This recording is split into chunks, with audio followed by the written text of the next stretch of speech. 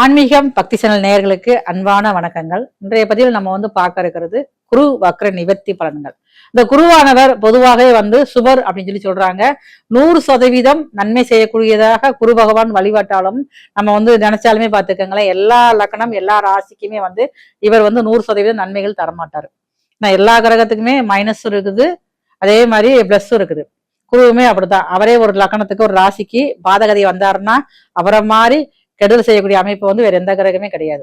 குரு பார்வை நன்மை செய்யும் சொல்றது சில விஷயங்கள் நல்லதாக இருந்தாலுமே சில விஷயங்கள் அதுவே ஆபத்தை கொடுக்கக்கூடியதாகவும் இருக்கும்.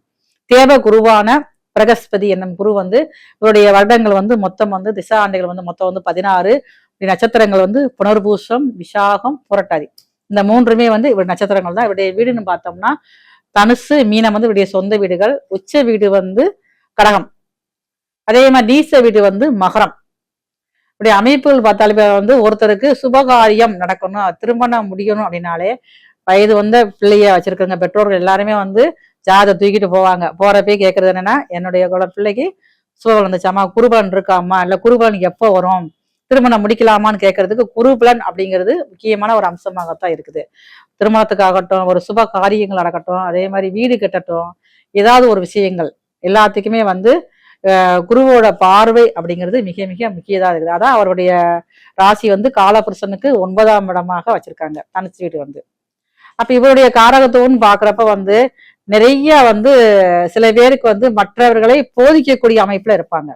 குரு யாருடைய ஜாதகத்துல வலுவாகவோ இல்ல சுபத்துவம் பெற்று இருந்தாலோ பாத்தீங்கன்னா அவங்களுடைய இது கொஞ்சம் ஓரளவுக்கு மற்றவர்களுக்கு போதனை செய்யக்கூடியவங்க. ஒண்ணு ஆசிரியர் பணியா இருப்பாங்க, வக்கீலா இருப்பாங்க, இல்லைன்னா மற்றவர்களுக்கு வழிகாட்டியா இருப்பாங்க, ஆன்மீகம் சம்பந்தப்பட்ட ஒரு சொற்பொழிவு செய்யறவங்களா இருப்பாங்க. இந்த மாதிரி அமைப்புலதான் குரு வலுத்தவங்க இருப்பாங்க. பெரும்பாலும் நம்ம எல்லாத்துக்குமே நம்ம குருனா யாருக்கு தெரியும்? நம்ம ஆரம்பத்துல இருந்து பள்ளிக்கூடத்துல இருந்து படிச்சது இன்னைக்கு எல்லா தொழில் விஷயமா படிச்சவங்க எல்லாருமே நமக்கு குருவோட வரிசையில தான் வருவாங்க, குருவோட காலகத்துல வருவாங்க. அப்ப ஒருத்தர் எதை மறந்தாலும் யாரை நம்ம அவமரியாதை பண்ணாலும் குருவை மட்டும் நம்ம நிந்திக்கவும் கூடாது, அவங்கள மட்டும் நம்ம அவமரியாதை பண்ணவும் கூடாது. ஏன்னா குருவை நம்ம நிந்திச்சோம்னா ஏதாவது நம்மளோட ஒரு பேச்சு நம்மளுடைய வாழ்க்கை சரியான முறையில் இருக்காது, நமக்கு புத்திர தோஷத்தை கொடுக்கக்கூடியதாக இருக்கிறதுனாலதான் குரு பகவான் அப்படின்னாலே எல்லாத்துக்குமே ஒரு நன்மை தரக்கூடியங்கிற அமைப்புகள் பொதுவாகவே கருத்துக்கள் இருக்குது. இந்த குரு பகவான் ஆனவர் இதுவரைக்கும் வக்கர கதியில இருந்தாரு. ஒரு கிரகம் சூரியனுக்கு 6, 7, 8 இருந்தாலே அவங்களுடைய நேர்கதியில இருந்து வக்கரகதிக்கு போயிடுவாங்க. வக்கரம் அப்படின்னாலே தன்னுடைய முன்னோக்கி சேர்ந்துக்கிட்டு இருக்கிற பயணத்துல இருந்து கொஞ்சம் பின்னோக்கி இருக்கிற மாதிரிதான். இப்ப இதே குரு தான் கடகத்துக்கு போயிட்டு திடீர்னு மீனத்துக்கு வந்துட்டாரு. இப்ப மீனத்துல இருக்கிற குரு பகவான் வக்கரகத்துல இருந்து தன்னுடைய நேர்கதிக்கு தன்னுடைய இயல்பு நிலைக்கு திரும்புறதுதான் வக்கர நிவர்த்தி. அது மார்ச் 11 நடக்குது. இப்ப பின்னோக்கி ரிவர்ஸ்ல வராரு. இப்ப இவருடைய வேகம் எல்லாமே கொஞ்சம் இயக்கம் எல்லாமே கொஞ்சம் அதிகமா இருக்கும்.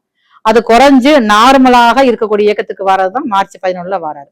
அப்ப இப்படிப்பட்ட குரு பகவானுடைய செயல்பாடுகள், பார்வை மூலமாக ஒவ்வொரு ராசிக்கும் நடக்கக்கூடிய நன்மை தீமைகள், எந்தெந்த மாதிரி பலன்களை கொடுப்பாரு, எதை குறைப்பாரு, எதை தடை பண்ணுவாரு அப்படிங்கிற விஷயங்கள்ல நம்ம அடுத்து வரக்கூடிய வீடியோல பார்ப்போம். வாங்க வீடியோக்குள்ள போகலாம். அன்பான மேசராசி நேயர்களே, இந்த குரு வக்ர நிவர்த்தி பலன்கள், உங்க ராசி அதிபதியும் 10ஆம் அதிபதியான குரு பகவான் உங்க ராசிக்கு 4ஆம் இடத்துல அர்த்தாஷ்டம குருவாக இருக்கிறாரு.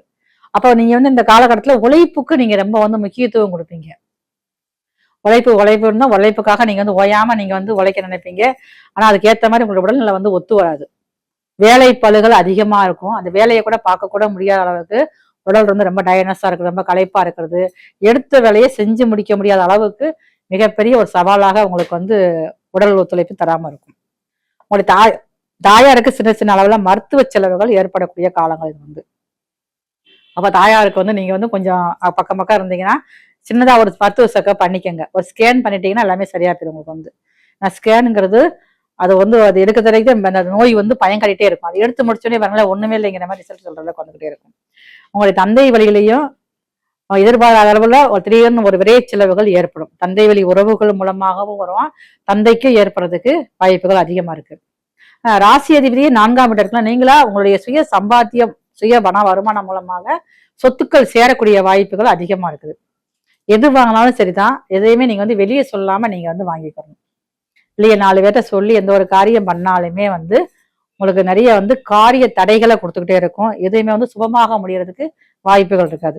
ஏதாவது நீங்க பேசி வச்சீங்கன்னா அதுவுமே தடையாக்கூடிய வாய்ப்பு அதிகமா இருக்கனால எந்த ஒரு சுபகாரியம் செஞ்சாலும் சரிமா யாருக்குமே தெரியாம 4 பேர் தெரியாம அந்த விஷயத்த முடிச்சீங்கன்னா கண்டிப்பா அதுல வந்து வெற்றி கிடைக்கக்கூடிய காலமாக இருக்குது. நான் ராசி அதிபதி 4ஆம் வீட்டுல இருக்கிறதுனால நீங்க வந்து வெளியூர்ல இருக்கேன், எங்களுடைய பெற்றவங்களை பிரிஞ்சிருக்கேன், எப்ப நான் போய் சேர்ந்திருப்பேன் தெரியாது, படிப்பு விஷயமா வெளியிருப்பீங்க, உத்தியோக விஷயமா வெளியிருப்பீங்க. எதுவாக இருந்தாலும் இப்ப வந்து ஒரு தாயோட சேர்ந்து இருக்கக்கூடிய காலம் வந்து இப்ப அதிகமா இருக்கு. அதுக்குள்ள வாய்ப்புகள் இருக்குது. நான் வந்து பூர்வீகத்தை விட்டு விலகி இருக்கேன், பூர்வீகத்தில் இருக்க முடியாது. இப்ப கண்டிப்பா நீங்க போய் பூர்வீகத்திலயும் இருக்கலாம், சொந்த வீட்டுல இருக்கலாம். வீடை கட்டி வாடகைக்கு விட்டுட்டு நான் வாடகைக்கு போயிட்டேன், இப்ப போய் இருக்குன்னா நீங்க சொந்த வீட்டுல இருக்கலாம். மேலும் உங்களுக்கு வந்து புதுதாக வீடு கட்டக்கூடிய வாய்ப்புகள் வந்து அதிகமா இருக்குது. வண்டி வாங்கக்கூடிய வாகனங்கள் வாங்க எல்லாமே ரசனையா நீங்க செய்ய நினைப்பீங்க.